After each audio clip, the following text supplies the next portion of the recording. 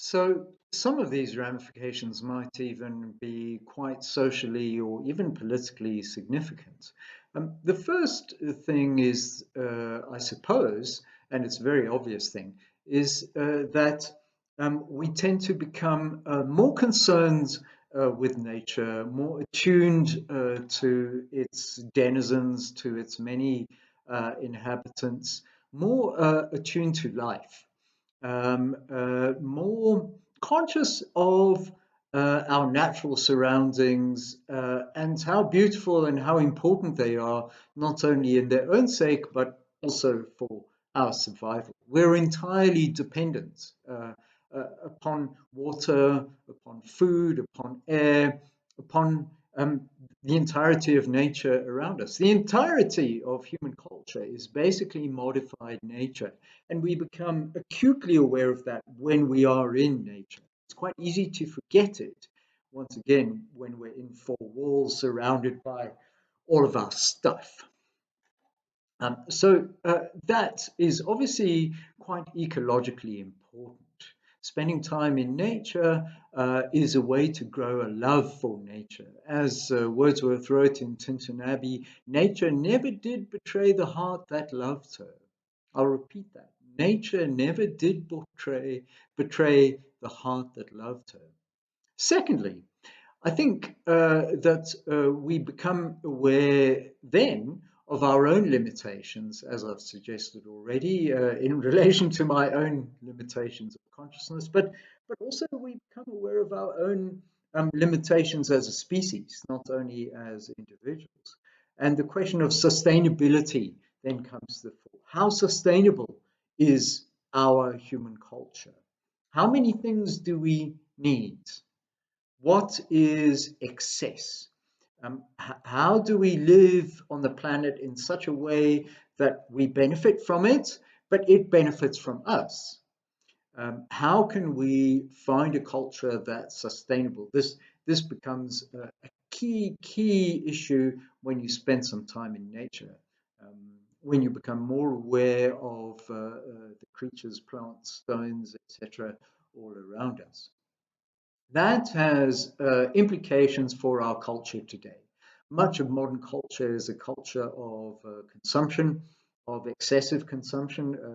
Just to mention, by the way, that statistically, one American child consumes approximately what 25 Indian children consume. Clearly, that's unsustainable in even the short term, let alone medium and long term.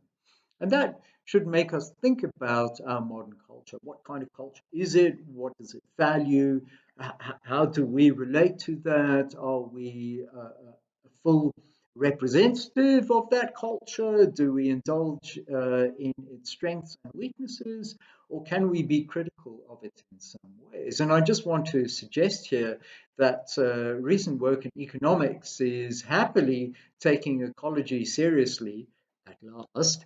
And Kate Rayworth, for instance, has invented this concept of donut economics, which relates economic activity to natural resources, not to profit, not to loss, not to performance on the stock exchange, not to the cash register, but to resources, vital resources without which we are kaput. So I find that really great because at last we're thinking of economics in terms of real living creatures, ourselves and various others, in terms of the planet as a whole. And it thankfully moves us beyond the stultifying and really uh, exploded and defunct binary between capitalism on the one hand and so-called socialism on the other, an awful binary that hasn't taken us far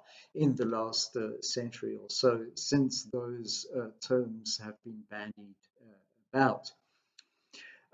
Further, I mean, obviously, there's a great deal of financial, economic, social, and political significance to what I've just been saying about how an awareness of nature should impact our finances, should impact our economy, should impact who we elect into power, what policies, based on what policies they have or don't have. And then I just want to say that this is obviously of enormous significance for nature. I'm quite painfully aware that I'm sounding very much like David Attenborough at this point in time. Maybe I should be proud of that, but I just want to say that the question of anthropocentrism is foregrounded, and this comes to the second point that I was making about my own experience in nature, and that is that. How can I put this? That is that when we are in nature, we become very aware that our understanding or understandings of certain natural phenomena of creatures, as well as geology and so on in nature, is very culturally defined, very anthropocentric, centered on the human. So much of how we see what's around us in nature is sculpted by human culture. And much of that culture has been afraid in terms of human survival. And we should take that seriously. I mean, it was very, very difficult for our ancestors to survive. Imagine that you were a Paleolithic ancestor and you had to somehow survive in the wild with a small clannish band of your family, perhaps extended family around you. You had to find shelter. You could quite easily be eaten by lions, by hyenas.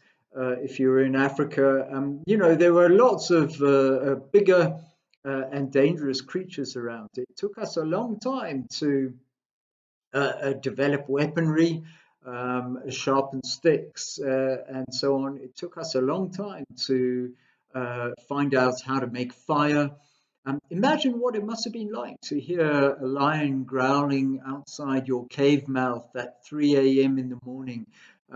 Imagine you had to get your sharpened stick and go out there and face down this lion for the sake of your clan, your extended family. That was tough.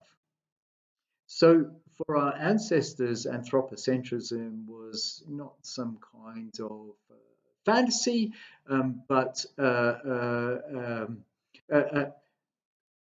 a crucial aspect of survival. And we should understand that and always be sympathetic towards our ancestors. They had to endure things we can barely imagine. Life was very, very hard. Imagine if you'd been even earlier and you were with massive direwolves or mastodons. I mean, it's almost unthinkable that our ancestors managed to survive some of that, survive some of those very dangerous, highly threatening interactions. It's more or less a kind of miracle that they did. So, um, whilst I'm not dismissing anthropocentrism, I do think that it's important for us to update it for our age. And in Romanticism, we see a movement, not only a receptivity of consciousness, but a movement outwards of consciousness, whereby our ancestors and the Romantics and then ourselves are moving beyond anthropocentric identification. So in Romanticism, we see in Wordsworth, for instance, a love for trees, a love for rivers, a love for particular landscapes, lakes, especially in mountains. In Blake, we see a movement beyond our usual anthropocentric identification with mammals who resemble ourselves, who have two eyes, a nose, a mouth, four limbs, and so on. And in William Blake, we see him beginning to identify with slugs, with earwigs, with fleas, and so on, challenging our anthropocentric identifications and assumptions.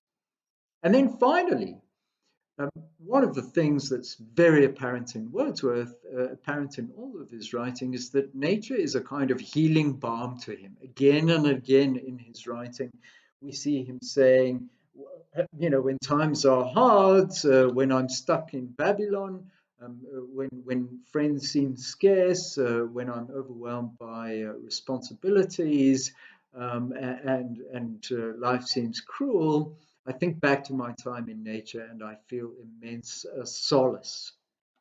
So, emotional balm and healing is something else that nature offers. Now, the real question about all of this, because we've only advanced half an argument here, the real question about all of this is not only what I think, not only what the Romantics wrote and thought, but much more importantly, what do you think? What's your experience of nature? If you haven't had any, please go and get some immediately. Um, but what do you think about these romantic arguments about nature and ecology, these romantic experiences in nature and ecology? Do you think that they are quite selfish in a way, quite obsessed with human perception, with the imagination, or do you think that they are absolutely crucial parts of our moving forward into a reconciliation with nature, a dampening of the negative effects of modernity? How do you view what the Romantics said about nature and their experience therein? That's the crucial thing. That's the idea. That's the question that I want you to work away at. Develop your own argument about the Romantics and what they were saying about nature. That's the challenge. I leave you with that challenge, and I so much look forward to seeing you in class. Thank you so much for your time.